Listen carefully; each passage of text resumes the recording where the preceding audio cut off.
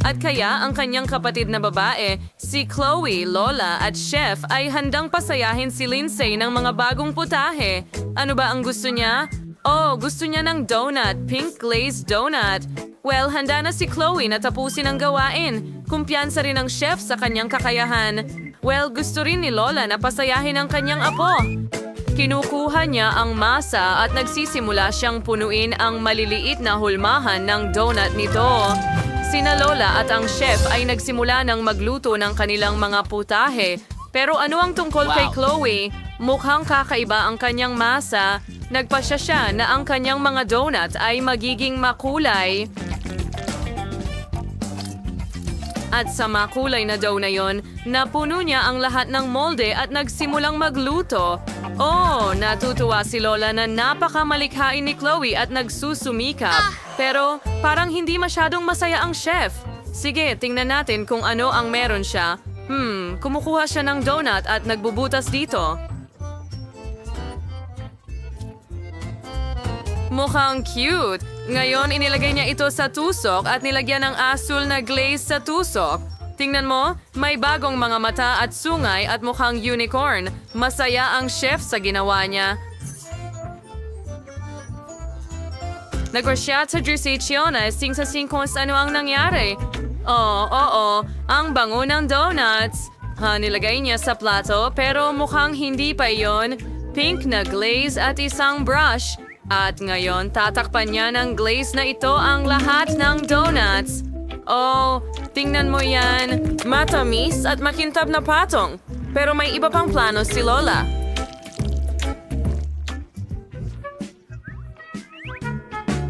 Oh, gusto kong magdagdag ng asukal na pulbos. Well, nakakagutom yan. Oh, guys. Oh, talagang bumahing siya. Natabunan ng lahat sa pulbos na asukal pero tingnan natin kung ano ang meron si Chloe.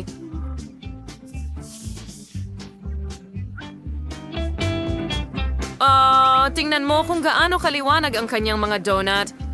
Kawili-wiling makita kung paano niya ito idedekorasyonan.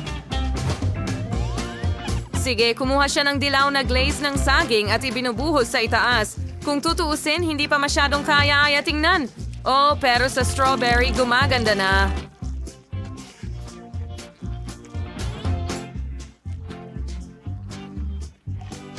Oh, sprinkles. Talaga bang gusto mong ilagay ito sa glaze? O bakit hindi ito bumubukas? Halika na, Chloe. Kaya mo yan. Oh, bakit hindi ito nagbubukas? Ha? Nako. Oh, medyo nasobrahan mo? Aba, tumatawa si Lola at ang chef. Aba. Wow! Aba, lumabas na maganda ang mga donuts. Kain tayo. Well, Lindsay, kain na. Una, susubukan niya ang mga donut ni Lola. Ang mga donut ay mukhang masarap pero medyo karaniwan ang lasa.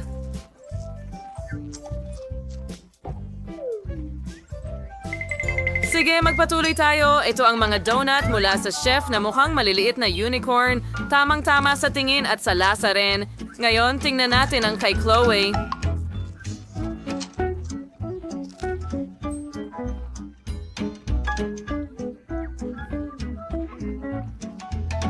Talagang hinihintay namin ang iyong pagsusuri, Lindsay. O sige. Oh, ito ay kamangha-mangha. Oh, siya ang nanalo. Yuhu! Panalo ako! Panalo ako!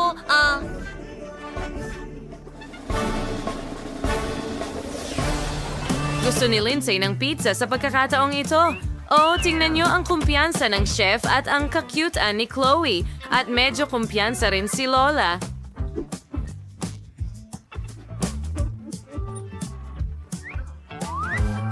Bueno, nagsisimula si Lola sa sarsa. Binubuksan niya ito at ibinubuhos sa masa. Pagkabis ipinpahid niya ito ng pantay.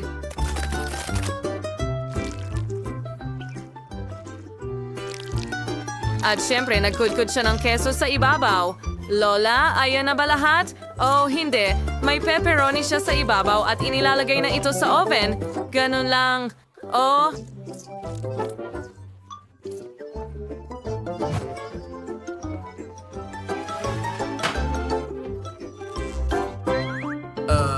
Lola, tignan mo lang ang apo mo.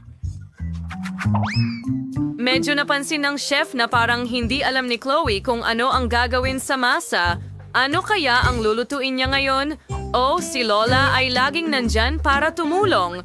Ngayon, madali na lang kay Chloe na gumawa ng pizza. Wow! Gumagawa siya ng isa pang pagtatangka at gumagawa ng sweet pizza.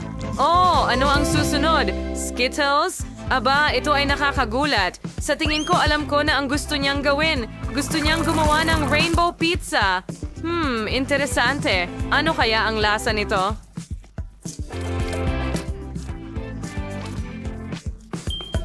Malapit na nating malaman.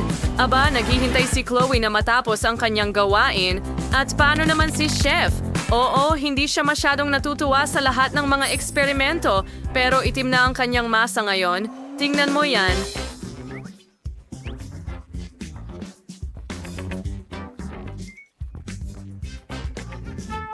Oh, bakit itim ito?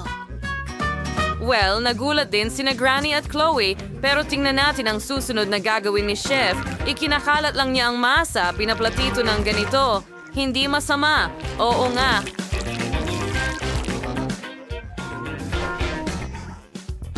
Pagkatapos ay kumuha siya ng sarsa gamit ang isang kutsara at ipinapahid ito ng pantay sa masa. Mukhang interesante. Sige, pagkatapos ay nagkayod siya ng keso sa ibabaw nito para matakpan ang buong masa.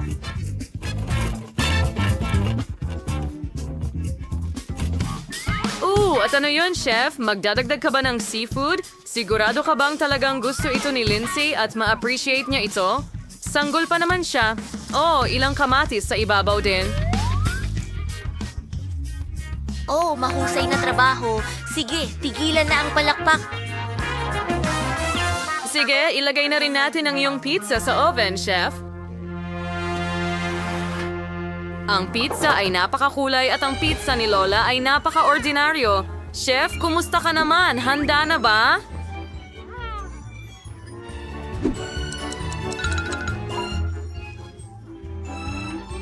Maganda ito. Well, oras na para suriin ang inyong mga putahe. Ano yan? Isang itim na pizza? At ano ito? Parang mga talukap? Ayoko niyan. Ayokong subukan yan. Oh, pero tignan mo itong maliwanag na piraso. Gustong-gusto kong subukan yan.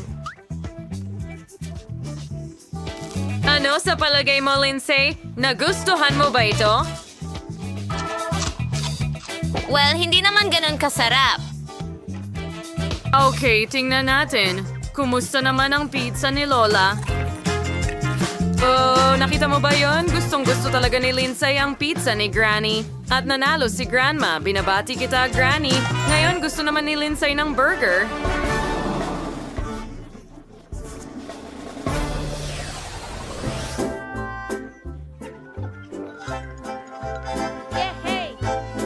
Iniisip na ni Chloe kung anong gagawin niya. Hilaw na giniling na karne ba yan? Ayaw talaga niyang hawakan ito.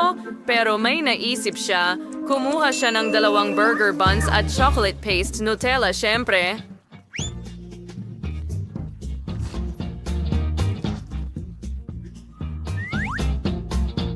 At kaya isang malaking kutsara ng tsokolate ang diretso sa tinapay.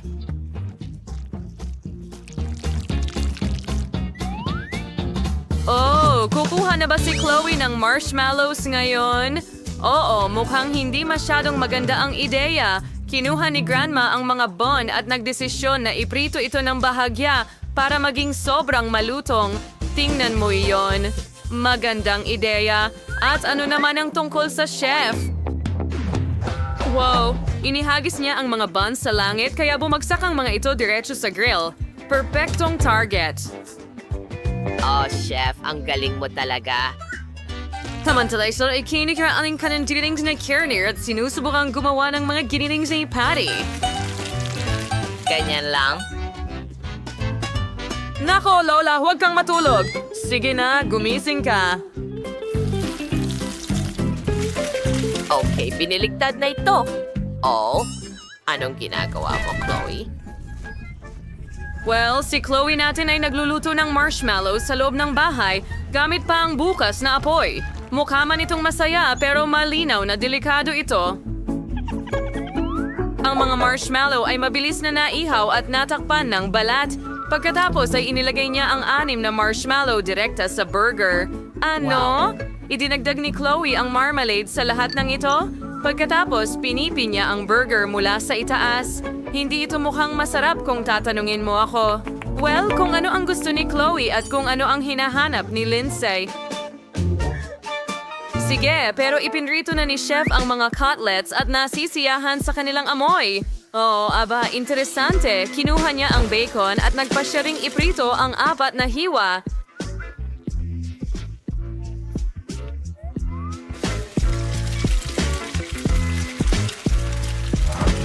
Ngayon, nagbubuhos siya ng sarsa sa ilalim na tinapay. Pagkatapos isang dahon ng litsugas, isang piniritong karne, natunaw na keso, isang piraso ng kamatis, ilang singsing ng sibuyas, at bacon. Mukhang may nakalimutan ba siya? Oh, masyado lang nadala ang chef at gumawa ng burger na napakataas. Tingnan mo yan, sobrang taas na kailangan pang isecure gamit ang skewer. At ngayon, ang super burger ng chef ay handa na. Magaling, chef. Oh, handa na ba ang lahat? Naku, kailangan kong magmadali. Heto, ilang gulay na nilaga at ketchup syempre. May kaunting mayonesa din. Okay, Lola. Tapos ka na ba? Aba, napaka-original na recipe. Magaling, Lola. Aba, ano na naman itong nangyayari? Tigilan mo na ang paglalaro sa apoy. Oo. Nasusunog na naman ni Chloe ang kanyang burger. Bueno, malinaw na tinunaw lang niya ang pulang caramel sa ibabaw. Sa totoo lang, iyon ay isang magandang ideya. Muntik na akong ma-stroke. Oh, pasensya na, Lola. Tapos na ako. Aba, hindi na makapaghintay kung ano ang sasabihin ni Lindsay. Bon appetit, Apo. Wow!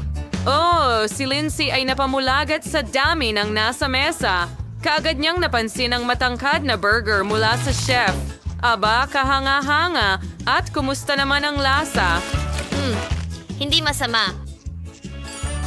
Sige, lumipat tayo sa burger mula kay Lola. Hindi nga ito kasya sa bibig mo. Ay nako, lahat ng nasa loob ay nahulog sa mesa at ang tinapay ay hindi talaga masarap. Hindi masaya si Lindsay. Kaya kumusta naman ang burger ni Chloe? Mukhang gusto ni Lindsay ang pulang caramel sa ibabaw. Sa wakas, sinubukan niya ang isang burger na may marshmallows at marmalade na umaabot sa kanyang pagtikim. Napakasarap nito. Nakakainggan na matamis. Gustong-gusto ko to. At hindi niya alam kung sino ang pipiliin. Pero hindi, alam niya. Ang chef ang nanalo. Oh.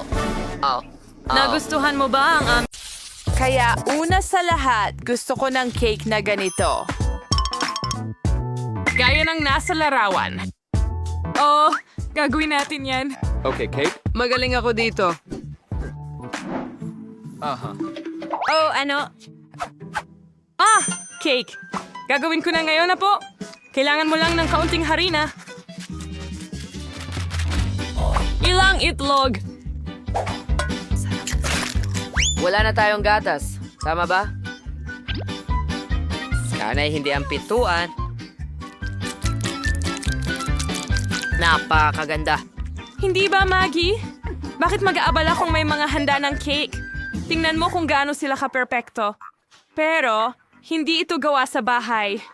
Robert, anong nangyayari? Oh, sige. Kahit ano gusto mo? Habang wait, ang professional na mixer ko ang hahalo para sa akin. Oh, yan ang kailangan mo. Hatiin mo ito sa 5 pantay na bahagi. At ngayon, kailangan nating magdagdag ng mga kulay. Isusuot ko ang guwantes at bubuhayin ng maayos ang masa. Oo. Ngayon bawat take ay magiging kakaiba. Walang problema. Magiging kakaiba rin ang cake ko. Lalo na sa mani butter. Ilalagay natin ito sa unang layer.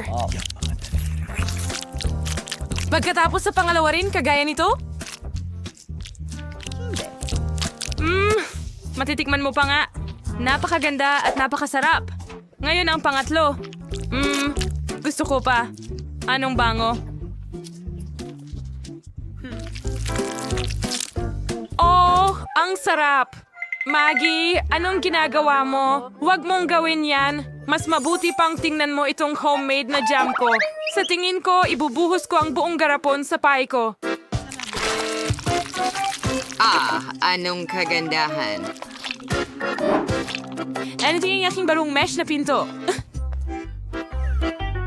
Tingnan mo yan. Kahanga-hanga.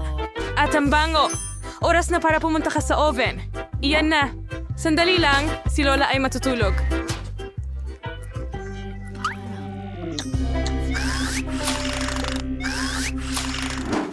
At narito na ang aking mga layer na handa na.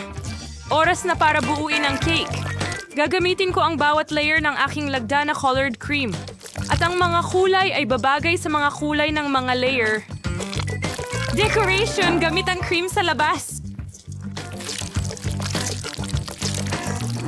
At ngayon, kailangan mong pantayin ito gamit ang espesyal na spatula. Oo, magiging perpekto ang cake na ito. Pero, hindi lang iyon. Ngayon, gagawa ako ng matamis na bahaghari. Ilalagay ko ito sa cake at makikita mo ang bahaghari at makikita mo rin ang unicorn. Sa gilid, magkakaroon ako ng mga ulap at puso. Mukhang nasurpresa ko ang sarili ko. Ito ay perpekto.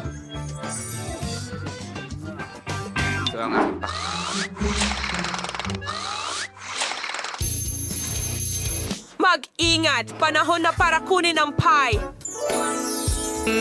Ang bango. Panahon na para bigyan ng paggamot si Sophie nito. Tabi na, mga bata.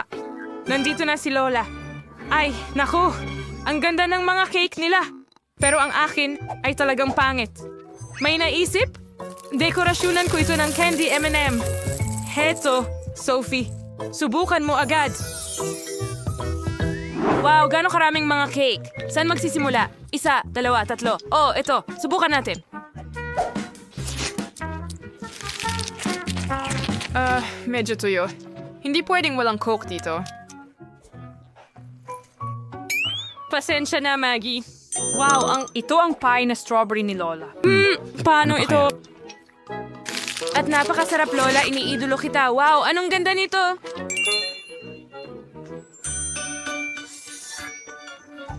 Gusto ko agad ng piraso. Wow, parang bahaghari ang mga kulay kahit sa loob at ang sarap nito. At ikaw at ito. Malambot at ito ay mais. Wow, Chef, ikaw ang nanalo. Walang makapapantay sa kanya. Oh, alam ko ang negosyo ko. Ayos. At gusto ko ngayon ng popcorn na parang sa sinehan. Ano yon? Fritong mais? Kaya ko gawin yan. Heto na ang mga pules. Hindi yung Lola. Kailangan ng mga espesyal na butil dito. At meron ako. Ihahanda ko ang mga base na foil. At ngayon, ibubuhos ko ng elegante ang mga butil dito. At syempre, langis. Pinakamabango.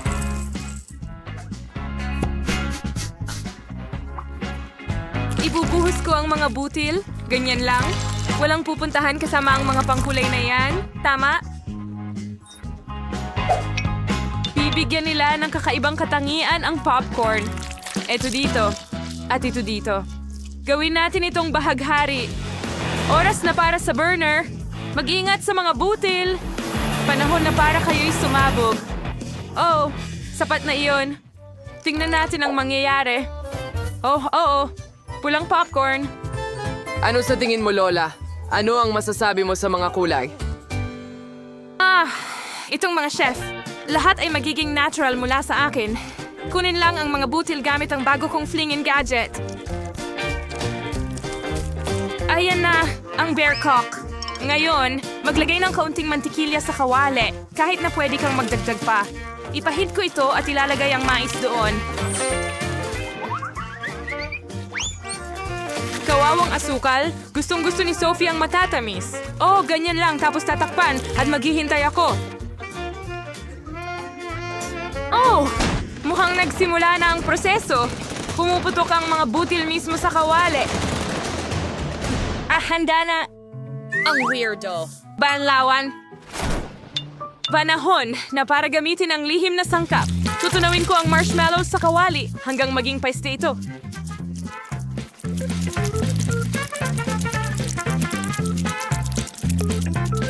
At ngayon ilalagay ko na ang popcorn doon.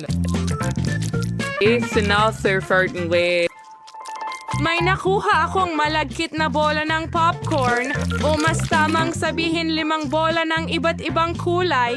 Panahon na para ibuhos ang popcorn sa mangkok. Aba, ang ganda.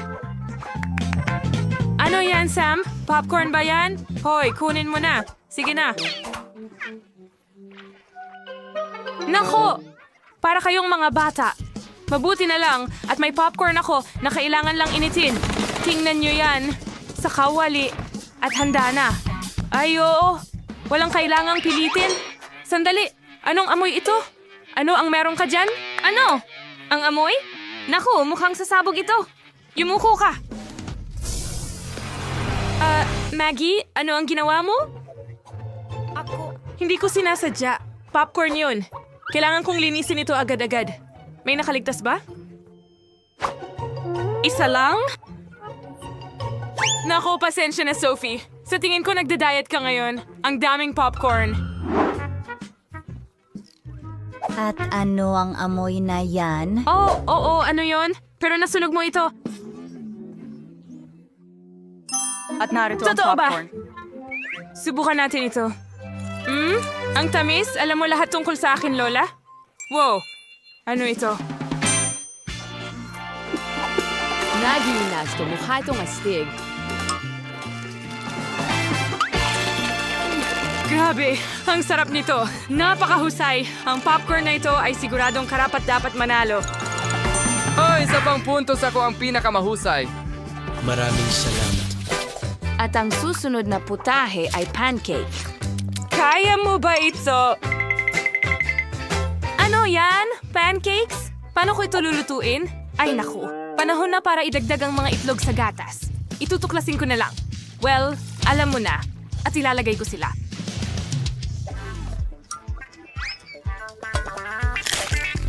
At syempre, ang maliit na bulaklak. Ngayon ay papaluin ko ang manika gamit ang aking profesional na panghalo. Sa tingin ko, At lahat itong tayo round ay- ay para sa akin. Maaga pa para matuwa ka tungkol dito. Hindi magpapahuli ang whisk ko. Kaya kong haluin ang masa ng mag-isa. Oo, kailangan nating magdagdag ng gatas. Ano pa? Harina, tama. At itlog. Magagawa mo ito gamit ang balat. Tama? Ngayon kailangan nating ihalo ang lahat. Mukhang walang komplikado. Parang may kakaibang kwarta dito. Siguro gagawin ko pa ito? Kaya oras na para ibuhos ang kwarta sa kawali. Iyan na.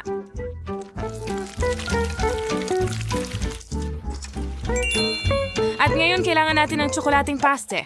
Ikakalat ko ito sa pancake. Takpan ito ng isa pa sa ibabaw. Tingnan mo kung gaano kaganda sila. Ano? Ano ang ginagawa niya? At Egg green dito. Yan lang, ang kumpletong set. I-shake natin ng kaunti. Ito at ganito. Oh, sige. Kita mo. Paano ko ito magagawa? Maraming kayang gawin si Lola. Pero kaya kong mag-drawing gamit ang aking color test? Ngayon, gagawa ako, hindi lamang ng pancake, kundi isang obra maestra.